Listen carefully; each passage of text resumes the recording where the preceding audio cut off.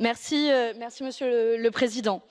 Ce vendredi, peu avant le prochain Conseil européen, les jeunes vont redescendre dans la rue. Ce vendredi, ils vont ressortir leurs pancartes sur lesquelles sera écrit « Changeons le système, pas le climat ». Ce vendredi, je serai avec eux dans la rue et nous crierons ensemble notre soif de vivre et la nécessité de changer radicalement nos modes de production et de consommation pour sauver la planète. Et ce vendredi, ils vont nous mettre, nous, Parlement, vous, Conseil, vous, Commission européenne, devant vos responsabilités politiques.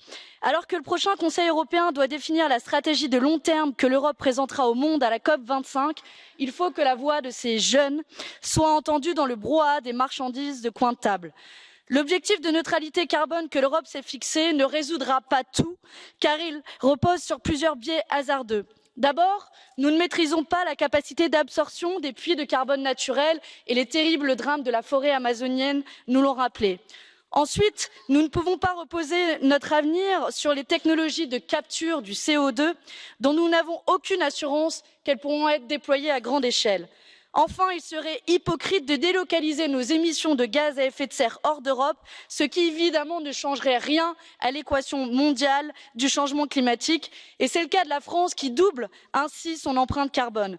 Regardons plutôt la dure réalité en face. Selon l'Agence européenne de l'environnement, les mesures actuellement en place dans les États membres ne garantissent qu'une baisse de 30% des émissions de gaz à effet de serre, contre un objectif de 55% fixé par notre Parlement. Alors oui, cet objectif est ambitieux, mais les solutions sont à portée de main, à condition de revoir en profondeur les orientations politiques actuelles.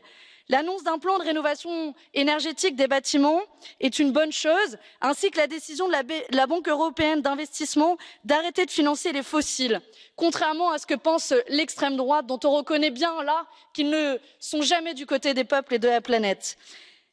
Alors, il faut maintenant quand même aller plus vite et plus loin, réorienter la politique agricole commune, tenir responsables les multinationales qui déforestent et polluent impunément, refuser les accords de libre-échange climaticides.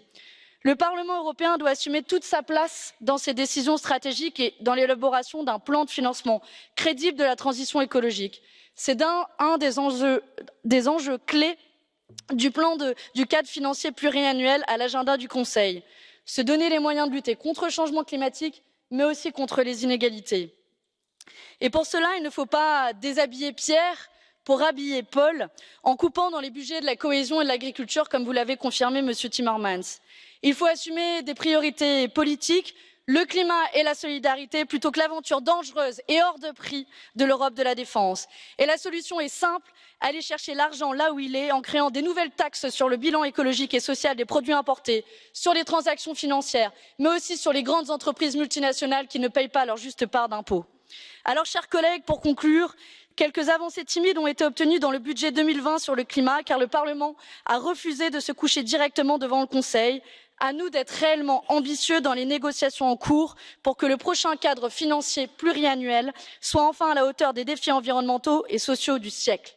À nous, chers collègues, d'être à la hauteur des attentes de ces jeunes qui demandent simplement qu'on leur laisse un monde encore vivable. Merci.